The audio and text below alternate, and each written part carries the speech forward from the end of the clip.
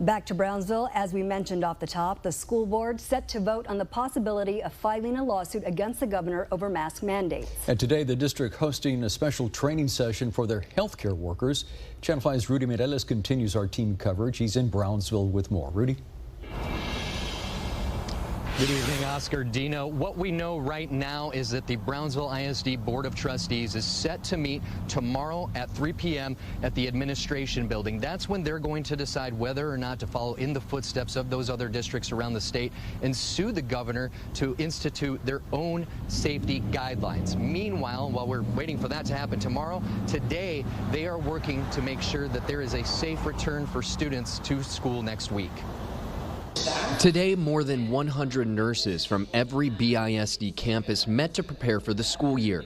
From training on how to administer COVID tests. We're going to continue trying to identify those individuals who are contagious with COVID so that we can remove them from the classroom setting. To learning to recognize and get help for students with anxiety. We expect to have high numbers of anxiety with COVID still around, with kids being out of the school system for 18 months, being at home. So lots of anxiety. So we're preparing them, making sure they have the most up-to-date information to be able to take care of the child. While the healthcare professionals from each school take notes, BISD's Director of Health Services, Alonso Guerrero, says maintenance teams are getting to work too. We are working on filtration right now. They've updated all the filters to have MERV 13, if I'm mistaken, filters where it's the highest grade filtration system for the filters at the moment. And that's not the only air filtration system they're adding. COVID is 0.1 micron.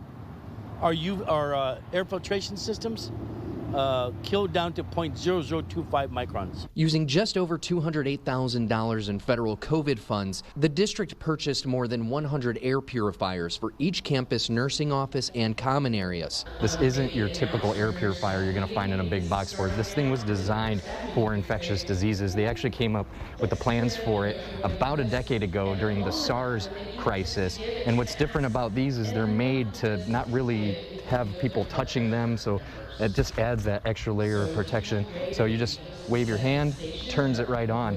Gilbert Sines, an expert on the air purifiers, says they also work a little differently than regular models. As COVID droplets fall to the ground, these systems are built to clean them up. It sucks in air from the bottom, and when it goes through the carbon filtration system, and then it goes through the UV light, which actually kills the virus. The district hopes the measures will help keep everyone safe.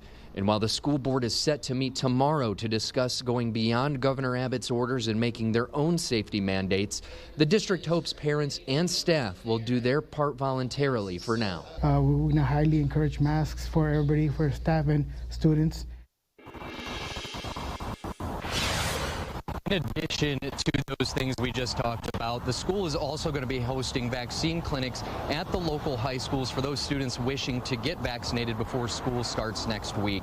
And of course, we'll have all the information on those clinics for you on our website, krgv.com, after the newscast. And we'll also continue to monitor tomorrow's school district meeting, and we'll let you know what happens tomorrow after 3 p.m.